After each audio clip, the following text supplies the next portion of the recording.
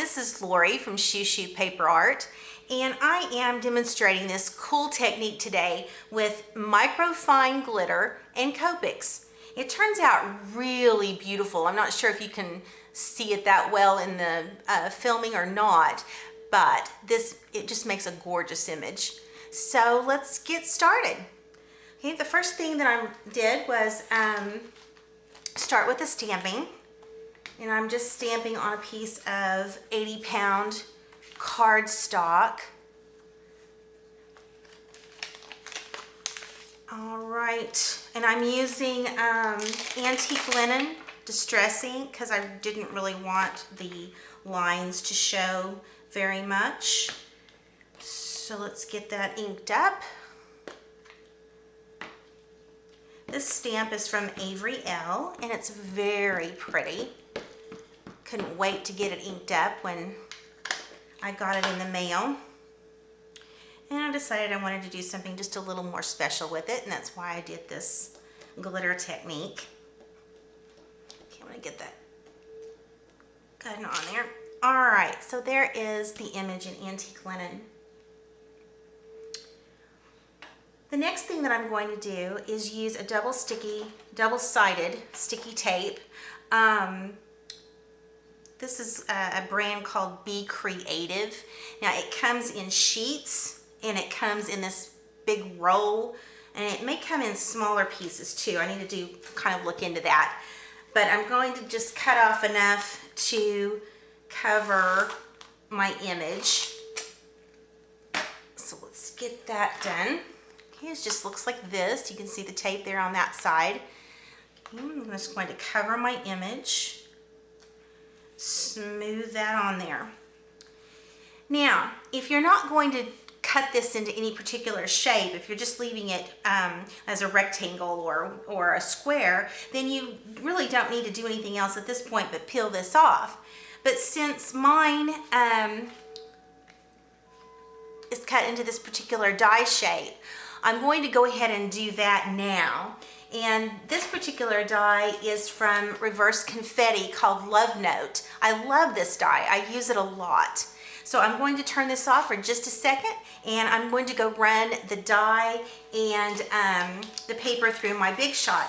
Oh, now before I go do that, I do want to mention, just looking at this straight on, it's a little difficult to tell where the image is because this is kind of thick paper. I can't really see it.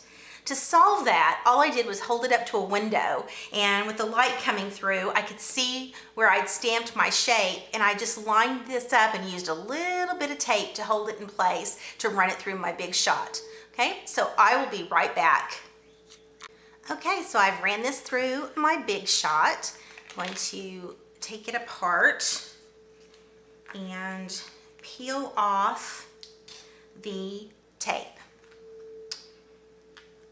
There we go.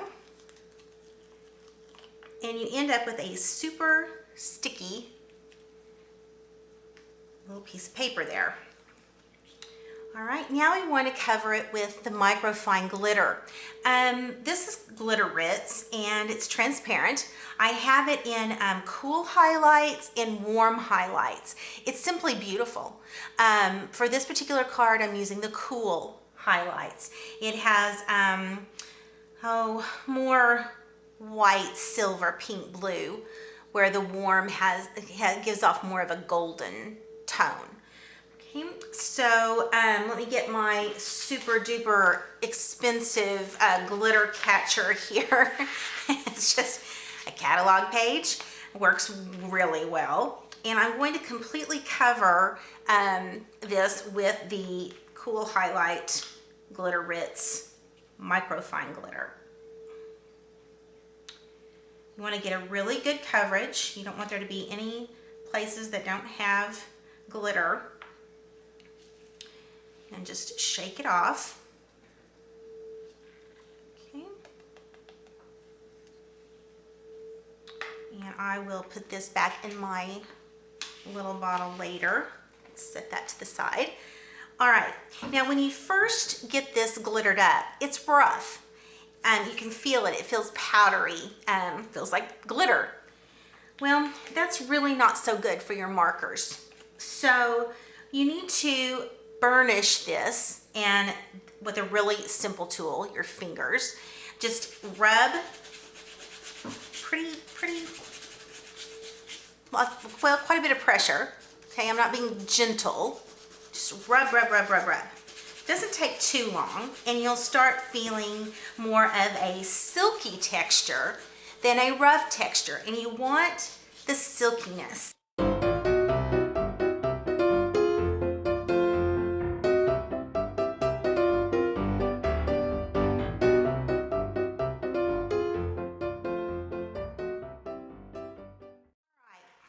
Now that feels really smooth. I don't feel anything on my fingers, nothing's coming off. It feels really smooth. And now we are ready to do some coloring. I'm fairly certain you can use different type of markers. I've got Copics, so I'm using Copics for this. And you can see it took quite a few. I'll have them listed in the supplies information for you to color everything on that really sweet image. I'm not going to color the whole thing for you today. I'm just going to do a little bit of the rabbits so that you can see how easy it is to color right on top of the glitter. Now, depending on the angle of your piece, it can be really hard to see. If you just kind of tilt it around, for example, let that laying down is a little bit hard for me to color because I really can't see the lines from where I'm sitting. But if I tilt it up just a little bit, I don't have any trouble seeing it. So one of the solutions is to put it on a clipboard so that you can tilt it and hold it whatever way is comfortable for you. For the little bunnies, I started with a little COO, cool gray, and just basically outline them.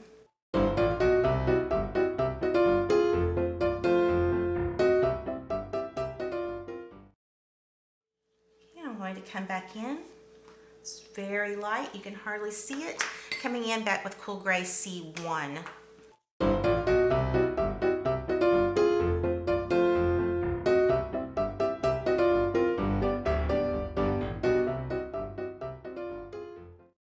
in and blend it out a little bit with the COO.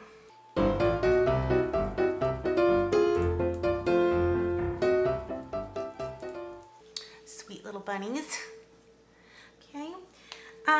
You can see on the one that I have finished that I used a black pen to come back in with the eye and the nose, and added a little bit of ROO to the bunny ears and a little bit on his tummy, and a little bit on the tails of the bunnies.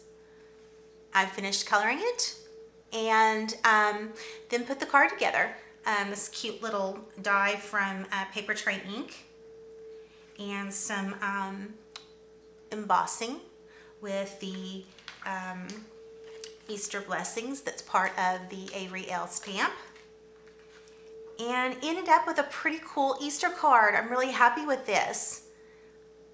Okay, I hope that you try the marker microfine glitter technique. I'm almost positive, 99% sure this can be done with markers other than Copics. So I hope you give it a try, and I would love to see what you have done. Remember, you can always find me at shoeshoepaperart.com.